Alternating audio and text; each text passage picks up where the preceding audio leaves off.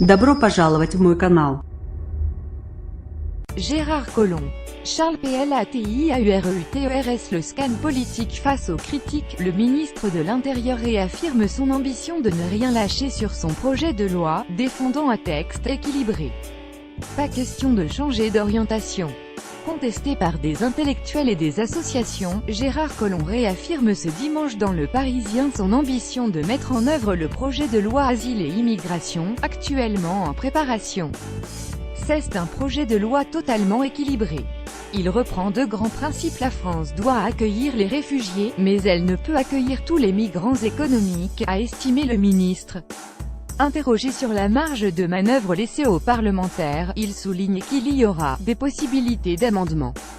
Mais pas question, donc, de changer la philosophie générale du texte, basée sur la fermeté dans la reconduite à la frontière des illégaux.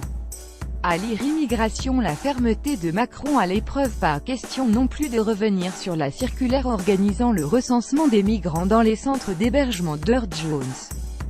Ce texte, polémique, est contesté par des associations qui la dénoncent comme un « tri » et ont saisi le juge des référés du Conseil d'État pour en demander la suspension. Mais le ministre de l'Intérieur assure qu'elle serait maintenue.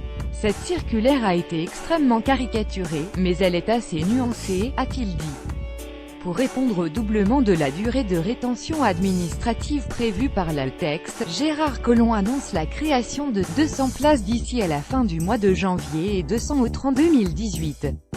Par ailleurs, Gérard Collomb a confirmé dans un communiqué la création de 200 places en centre d'accueil et d'examen des situations CAS dans chaque région, soit plus de 2600 places sur l'ensemble du territoire.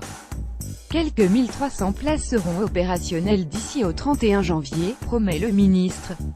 Une trentaine d'associations, de la Ligue des droits de l'homme jusqu'à Médecins du Monde en passant par Emmaüs et le Secours catholique, ont dénoncé un texte déséquilibré après une réunion jeudi à Matignon sur le sujet. Obtenir plus de Londres. Le ministre de l'Intérieur souhaite obtenir un protocole additionnel aux accords du Touquet qui régissent depuis 2003 la coopération avec le Royaume-Uni dans la gestion des migrants désireux de franchir la Manche. Gérard Collomb veut faire en sorte que Londres fournisse un effort financier supplémentaire et s'engage à accueillir davantage de réfugiés, en particulier des mineurs isolés.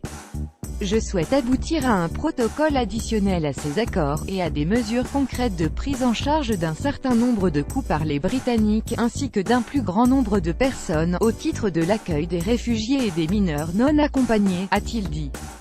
Emmanuel Macron doit se rendre mardi à Calais, par où transitent les migrants sur la route du Royaume-Uni, en compagnie de Gérard Collomb avant de rencontrer la première ministre britannique, Theresa May, jeudi dans le sud-est de l'Angleterre.